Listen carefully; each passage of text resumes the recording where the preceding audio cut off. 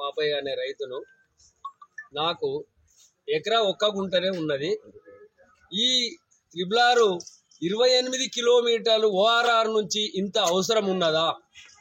కనీసం ఒక 50-55 కిలోమీటర్ల వరకు పాత అలాట్మెంట్ చేంజ్ చేసుకోగలరు. మా విలేజ్ హైదరాబాద్ మెట్రో డెవలప్మెంట్ అథారిటీలకు వెళ్ళిపోయింది. 3 కోట్లు వాల్యూ ఉన్నది. దాన్ని ట్రిపుల్ చేసి మాకు డబ్బులు ఇవ్వగలరని మరి ఇట్లాంటి భూములు మేము ఇవ్వలేము. ఒకవేళ ఇచ్చినా మేము దేనికైనా సిద్ధంగా ఉన్నాము. మేము ఇక్కడ ఆర్డీఓ దగ్గరికి వచ్చి మాకు సరి అయిన న్యాయం చేయాలి అని మేడంను వేడుకున్నాము.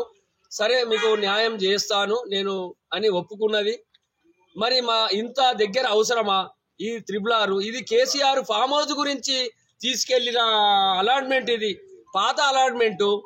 రేట్లు తక్కువ ఉన్నాయి అక్కడ. మాది హెచ్ఎండిఏలే, మా గజ్వేలు మా వరగల్ మండలు హెచ్ఎండిఏలే పోయింది. దీని రేటు 3 కోట్లకు ఉన్నది కాబట్టి మా భూములు మాత్రం మేము ఇవ్వము.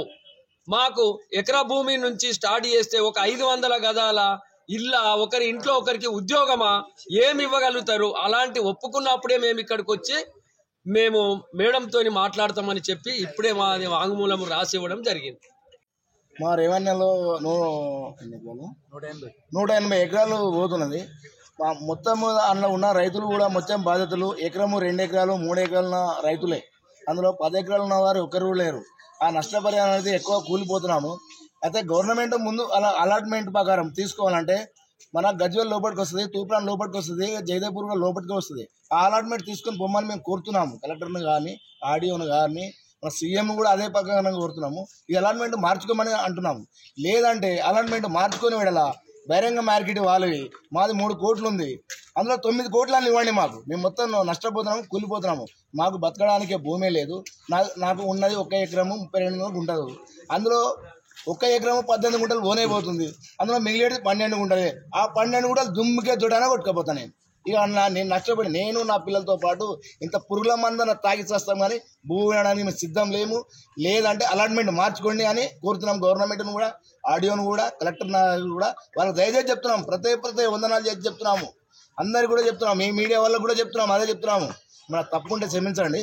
దీంట్లో మేము భూమి ఇవ్వడం అనేది జరగదు. అసలు భూమి ఇవ్వాలంటే రైతుకు సరైన రేటు కట్టియండి, లేదంటే భూమిని ఇవ్వండి. అట్లయితేనే మేము ఇస్తాం. నాది త్రిబుల్ రోడ్డు 4 ఎకరాలు పోతున్నది. మాది హెచ్ఎండిఏ. మాది ఇక్కడ 4 కోట్లు పలుకుతున్నది. దానికి గవర్నమెంట్ మేడం గారు ఏం చెప్తున్నారంటే మా యాక్ట్ ప్రకారము మేము రోడ్డు తీసుకోవాలని అనుకుంటున్నాం. కాబట్టి మేమేమంటున్నామంటే మా పరిహారం కానీ లేకుంటే ఇది కోర్టులో ఉంది కాబట్టి మేము భూమి ఇవ్వలేము.